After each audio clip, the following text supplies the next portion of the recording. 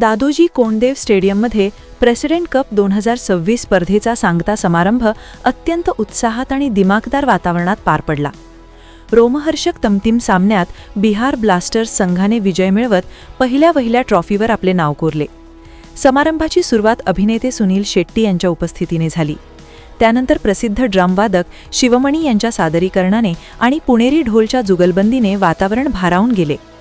कार्यक्रमाला अभिनेते संजय दत्त यांचीही विशेष उपस्थिती होती. यावेळी बोलताना आयोजकांनी स्पर्धेत सहभागी सर्व खेळाडूंचे कौतुक केले आणि आयोजक समितीच्या नियोजनाचेही अभिनंदन केले.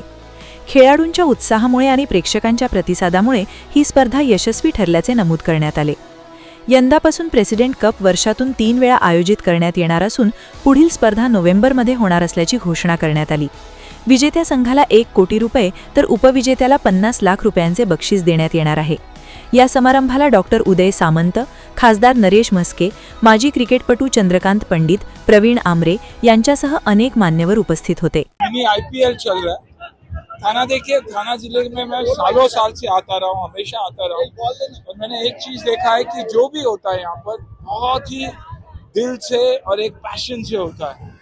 चाहे वो दहीहंडी का फेस्टिवल हो, नवरात्रि हो, गणपति का फेस्टिवल हो और आज क्रिकेट का भी, तो अच्छा लगता हमेशा यहाँ आके देखकर.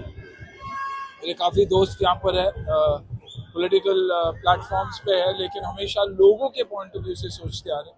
आप माहौल देखिए, खुद माहौल देखिए, आपको लगेगा कि शायद कोई बड़े टूर्नामेंट में आए. बड़ा टूर्नामेंट है ही, 16 स्टेट से बच्चे आए हुए खेलने के लिए.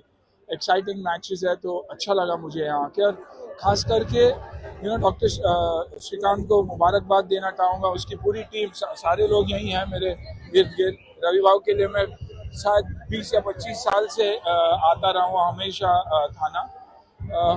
बस यही कहना चाहूँगा कि लोगों को और बढ़ावा देना चाहिए स्पोर्ट्स के लिए, खास करके बच्चों के लिए.